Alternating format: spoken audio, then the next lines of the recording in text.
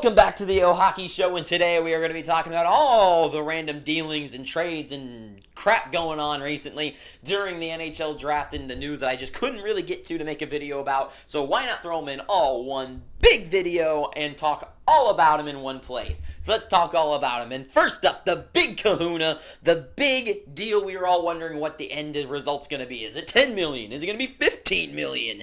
Is it going to be 1 million? No one thought that. But I think most of us thought it would end up kind of being like this, and it exactly it. 8 years awarded to Sam Bennett in the last summer. That 8 years can be given out. 8 years for $8 million AAV. $64 million in total. And this is about where I think we mostly projected, right? For me, I thought it was going to be 7 to 9 range. 10 million would be an overpayment, but here's the thing, though, right? Even if you think currently it's an overpayment, $8 million, like, man, that's a lot for a guy that's really a career second-line centerman. Sure, he was for real good godly in this playoffs, but $8 million is a lot. But here's the thing, folks. $8 million in right now day, that's 9% of a team's cap, right? That's a pretty good portion. If you make let's just round it 10% of what your company's willing to give out, I would say that's a pretty good chunk of change, right? But here's the thing. $8 million is a lot right now, but the CBA and the stuff that was announced recently is that the upper limit of where the cap can go in just 3 seasons is $113 million. $113 million, okay? $8 million. Like, let's see here. The percentage of that in... let's see here, 813, whoops, that is not the right number, 8 to 113, that is 7%. That is a big difference, big 2% difference there. So to me, Sam Bennett, does he deserve that? I think absolutely. Does he live up to $8 million every year? I don't know, but at the same time, they're going to be making a lot of cap space opening up. And for a guy like Sam Bennett, 8 years, a long time for his playing style. 8 years at $8 million may be an overpayment over that time span, but especially for the current singular day that we're in, I think this team, and I think Sam Bennett, this Florida Panthers team want to keep the wave rolling, right? And I think he's going to be good at least next year. You'd be nuts to think otherwise, and he's a winner. Sam Bennett is a guy that plays to win. If he was trying to make the most money in the world, he would have went to free agency and some idiotic team like the Buffalo Sabres would have blown every one of their fans' brain out because he would have signed there for like $11 million. If he was looking to cash in on his name and what he's done, he would have. Instead, he settles with Florida. He's a winner first before a moneymaker. And also, $8 million, like $64 million. I mean, I'm not a millionaire, but what is the difference that gets you between $64 million and 100? You know, like, I have no idea. But that's also a dumb question, so forget I said that. But anyways, good trade for me. Wonder, though, what happens to Aaron Ekblad. They still have $11 million left in cap space, but of course they got to fill out their roster and stuff. So I don't know what's going to happen with him. They've been wanting to move him. We'll see what happens in the near future. Let's move on. Jonathan Toews signed. This is not news at all. This was about a while ago, but I didn't say anything about it. Jonathan Toews signing with his hometown Winnipeg Jets. 1 year at $2 million. I don't know. I don't know what to think about this one because I feel like this is just unnecessary. I don't think he has not played in a while. And this is the President's Trophy winning team. To me, that has problems in their lineup. I don't think that this small amount of money that they could be spending on him, and instead of, I know Nikolai Ehlers probably just wants to leave the team, but going out for another player of that caliber, I know the Knights, who we're going to talk about soon, are probably wanting to move out a couple of players. Why wouldn't they spend a little bit of that chunk of change and save that $2 million to maybe bring in a guy and help out a team like Vegas with, a Tomas Hertl, right? Why not? I don't know. To me, that's just kind of one of those things where it's why not this? Why not that? Why Jonathan Toews for 1 year? Is he even going to crack the roster? Maybe. I don't know. And I know guys like Max Pacioretty do huge for, the Maple Leafs in the playoffs, but you think Jonathan Toews at this current state in his career, who hasn't played in forever, is going to be playoff, Toews and be crazy good? I don't think so. So to me, it's fine, whatever. It's a whatever signing. And I guess I'm not a big Jets carer in the world, and Jonathan Toews is I don't really have that strong of a connection to him, so it's like cool, I guess, but I don't know. I don't think he's going to be like Landeskog, where Landeskog is definitely going to come back and be a good player and get, I think, 50 points at least this season. I think Taves gets like, what, 20, 30? Maybe he gets 10 goals, 20 assists or something? Maybe. I don't know. So to me, whatever. Moving on. During the draft, we saw Elliot Friedman. He said it, and he announced it on the draft just a few hours ago. John Gibson getting sent to the Detroit Red Wings. He said Detroit, which I thought was funny earlier, but he said the Detroit Red Wings, and going the other way was a couple of picks and Peter Mrazek. So the Ducks, that doesn't really matter. The Ducks, they got Lucas Dostal. They're going to sign him. He's the number one goaltender now. John Gibson finds a new home and a number one residency in a place now in Detroit, where he is not from. He's from Pittsburgh. Anyways, John Gibson now in Detroit. Does this change things for the red and white team celebrating their 100th year anniversary?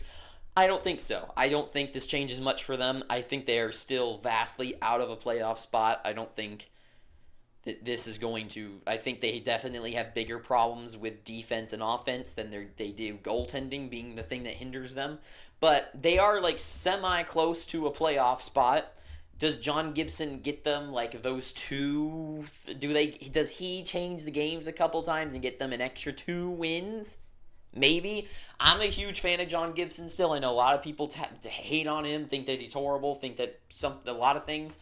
And I know there's a big group of people that defend him, and I'm one of those people. And I think he still can be a great goalie, but I think on the right team. And I think on like a team like Edmonton, where they have a great team in front of him, and he could be the game changer that saves a couple of those big shots. Yes. Detroit, I don't think so. I think of course, they got a ton of young guys. I think if they can step up at all, huge. But to me, whenever you put your faith in rookies to change your team, you've lost me.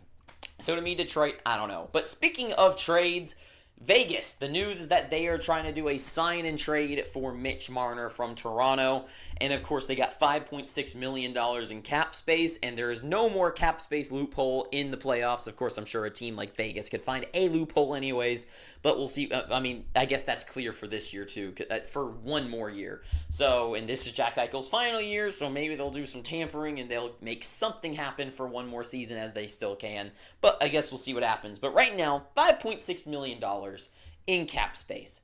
Alex Pietrangelo is going to be. He's not going to be playing. I don't think so. I think Pietrangelo is done. But if he does come back, then that's more cap money. And then Mark Stone, of course, we know the jokes about him, and do they move? I know there was news about them wanting to try to move Hurdle out. He's got the perfect amount of money to try to sign a guy like Mitch Marner, but Mitch Marner probably wants to make like $14 million, so that wouldn't be enough unless cap space. I don't know. But Vegas, they can't really sign Mitch Marner to a long-term deal because then Jack Eichel is also looking for a big contract payday as well, and I think.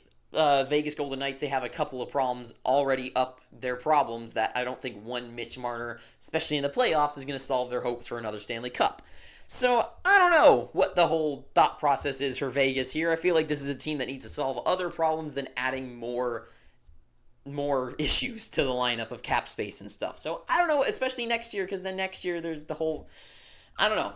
I think it's an interesting idea. I don't even know what they would. They probably wouldn't have to give up much to get the signing rights to Mitch Marner, but I don't know. Interesting stuff right there. Yeah, I don't know. Because then if Pietrangelo's out, if he's either on LTIR the whole season, then you have a problem with defense, and then you'd have no money because you signed Mitch Marner, and yeah.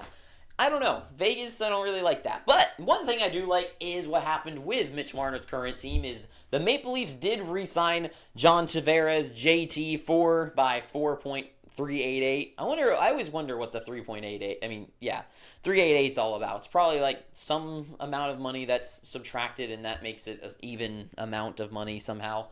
Like, because 4 by 4 is 16, but then plus that, so it's probably $16 million at the end of the day. I have no idea, whatever. But John Tavares as a second-line centerman still, I know a lot of people have, once again, split divisions of people hating on him and defending him. I'm a defender.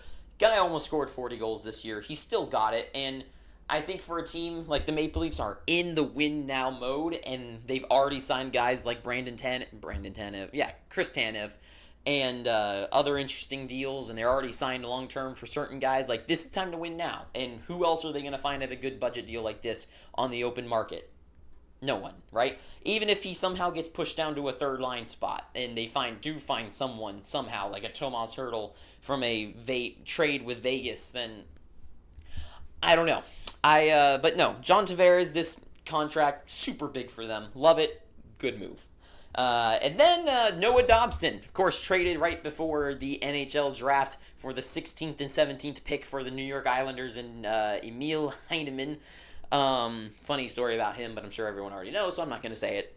But Noah Dobson goes to his new team with 8 times $9.5 million. Here's the thing. Montreal is like Detroit, where it's like Montreal actually made it into the playoffs, but are they one good defenseman like Noah Dobson away from being a true contender or something? No. Do they have all the money in the world to spend? Kind of. But not really. And I also feel like he is not a super, like, defensive guy.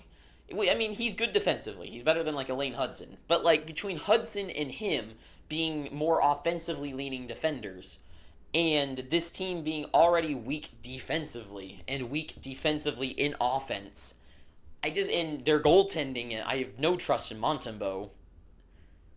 This team feels like it's set up to have a horrible year. But whatever, whatever happens. I guess it's a good player, 25 years old, and he is pretty good. And I guess I don't know. I don't know.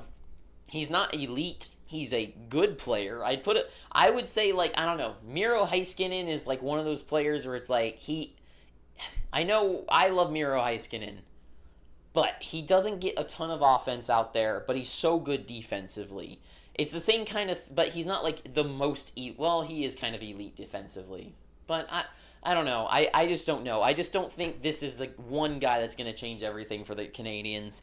But one thing I think about is interesting is the Blues signing Joel Hofer to 2 years at 3.4, because what happens to Binnington now, right? Binnington, I feel like, is a perfect trade target for a team that needs a good goalie, and he doesn't have the worst contract in the world.